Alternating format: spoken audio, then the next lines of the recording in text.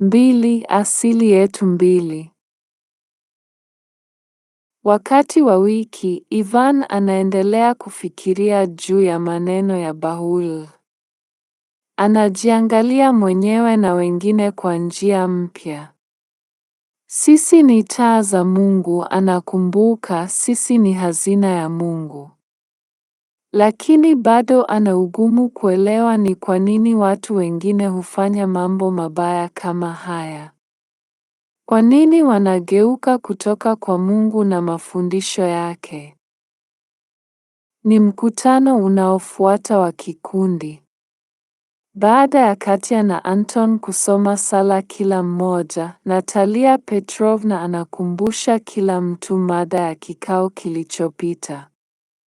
Kisha anauliza, sisi ni taa za Mungu.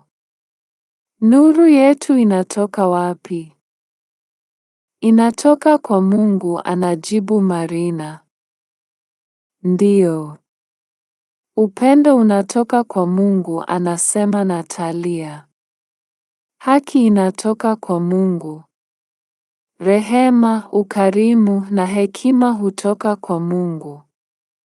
Yeye ndiye chanzo cha sifa hizi zote. Kwa njia yoyote tunayogeuka, tunaona ishara za nguvu za Mungu, za maarifa yake na fadhila zake. Mwalimu wa darasa la watoto wangu alikuwa akisema kwamba tunapaswa kuwa imara kama miamba katika upendo wetu kwa Bahul. Nadhani miamba inapaswa kutukumbusha nguvu na uthabiti, anasema Igor. Ndiyo, hiyo ni kweli. Na ni ipi kati ya ishara za Mungu unazoziona unapotazama mlima mrefu, anauliza Natalia. Uimara tena, anauliza Vera. Ndiyo, lakini pia nguvu na ukuu, anasema Natalia. Na mama yangu anasema kwamba anakumbushwa ukarimu wa Mungu kila wakati anapoona mvua ikinyesha kutoka mawingu, anasema Elena. Fikiria jinsi miale ya jua inavyoangaza juu ya kila kitu duniani, asema Natalia, jangwani, baharini, kwenye majani na maua ya miti. Nuru ya Mungu pia huangaza juu ya kila kitu kilichoumbwa na huonyeshwa ndani yake. Abdulba anatuambia kwamba ulimwengu, kwa kweli kila kiumbe kilichopo, hututangazia moja la majina ya Mungu. Nashangaa ni jina gani kati ya Mungu linaloniangaza, anasema Boris. Wote, anasema Natalia Petrovna. Abdulba anasema kwamba sisi ni mashuhuri kuliko viumbe vyote, jumla ya ukamilifu wote. Ninapenda kuwa mtukufu, anasema Anton. Wewe ni mtukufu, Anton, anasema Natalia, lakini lazima ukumbuke kila wakati kwamba una ishara zote za Mungu ndani yako. Haupaswi kusahau hili kamwe. Kisha anamwomba Lida asome. Nimekuumba lakini umejishusha. Inuka basi kwa kile ulichoumbwa. Abasi inamaanisha nini, anauliza Lida.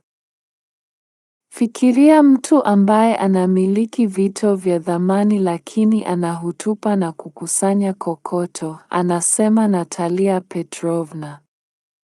Yeye ni tajiri lakini anajifanya maskini.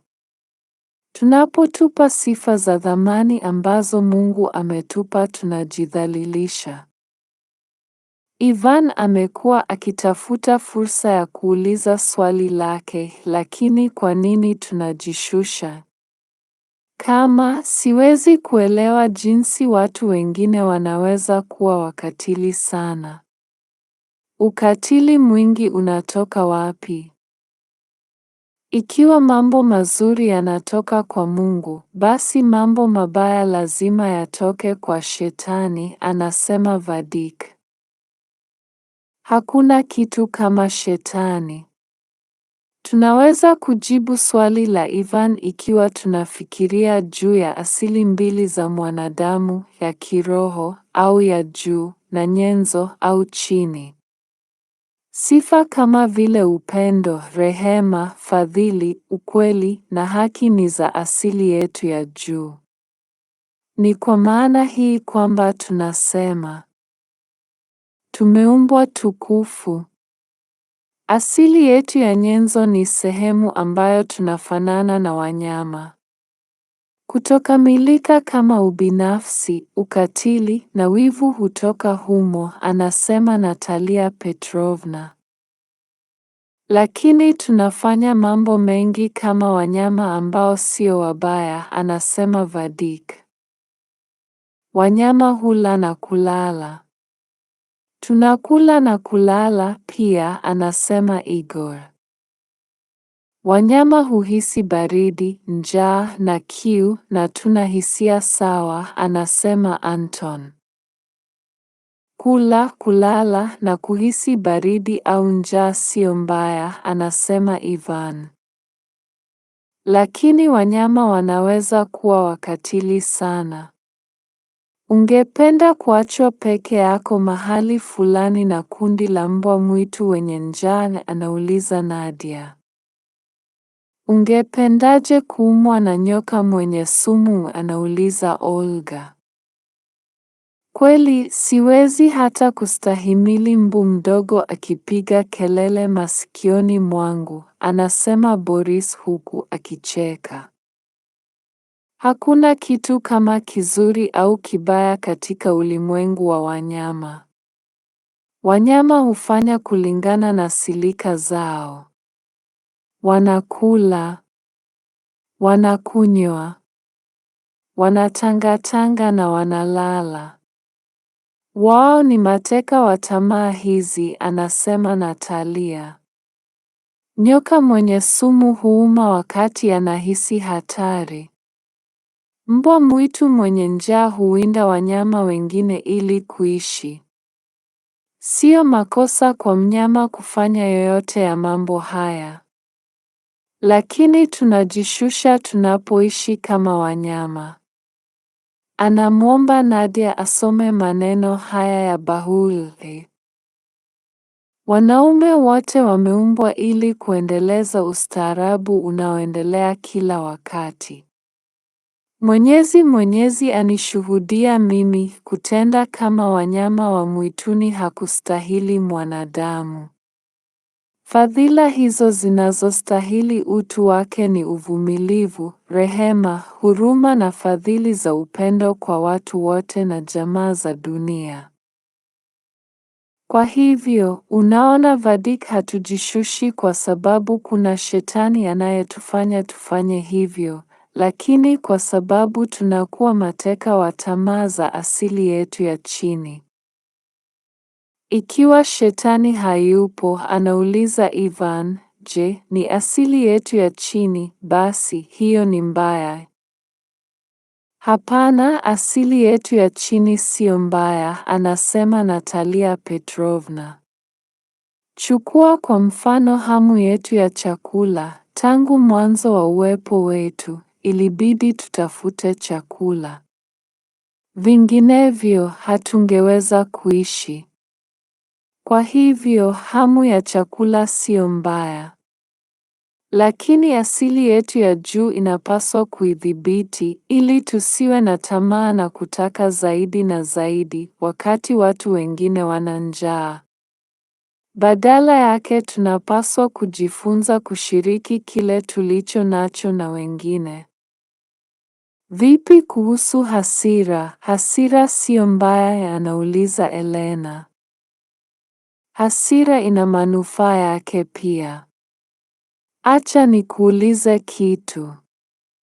Unajisikiaje unapofikiria juu ya kile kinachotokea kwa watoto wengi ulimwenguni ambao hawana chakula, malazi na elimu? Unaweza kubaki mtulivu? Hapana. Siwezi. Nadhani ninahisi hasira, lakini pia ninahisi huzuni. Kweli hasira hii sio mbaya, haitakuruhusu kutojali maumivu ya wengine. Kwa kweli haujajiangalia wakati wowote unapokasirika juu ya jambo fulani. Haupaswi kukasirika, kupiga kelele au kufanya jambo la kichaa ambalo mwishowe litaleta shida zaidi. Vipi kuhusu hofu? Anauliza Lida. Siku zote ninaogopa kwamba ninaweza kushindwa katika mambo ninayofanya. Hofu ilimsaidia mtu wa zamani kuepuka hatari nyingi zilizomzunguka. Alihitaji hofu, kwani bila hiyo asingeishi. Hata leo, katika hali nyingi hofu hutulinda kutokana na hatari. Lakini kupitia asili yetu ya juu, tunajifunza kushinda hofu zetu na kukuza ujasiri. Moja ya hofu tunayohitaji kushinda ni hofu ya kutofaulu. Kwa kweli hakuna kushindwa, makosa tu ambayo tunajifunza.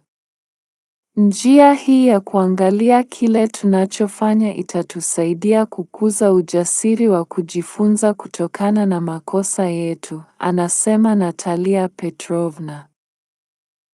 Nimechanganyikiwa sana. Hakuna shetani. Asili yetu ya chini sio mbaya. Wanyama sio waovu. Tamaa zetu sio mbaya ikiwa tutazitumia vizuri. Inaonekana kama tunasema kila kitu ni kizuri. Lakini kila kitu si kizuri, anasema Igor. Natalia Petrovna anatabasamu, akifurahia hoja ya Igor. Kuna wazo muhimu sana ambalo tunahitaji kuelewa, anasema. Mungu hajaumba uovu. Ameumba mema tu. Uovu ni kutokuwepo kwa mema. Fikiria nuru na giza. Unajua kwamba kuna chembe za mwanga zinazoitwa photons. Mionzi ya mwanga imetengenezwa na fotoni hizi. Lakini hakuna chembe za giza. Mahali ambapo hakuna nuru kuna giza. Ujinga, kwa mfano, ni ukosefu wa maarifa. Chuki huonekana wakati hakuna upendo. Kiburi ni kutokuwepo kwa unyenyekevu. Vijana hukaa kimya kwa muda.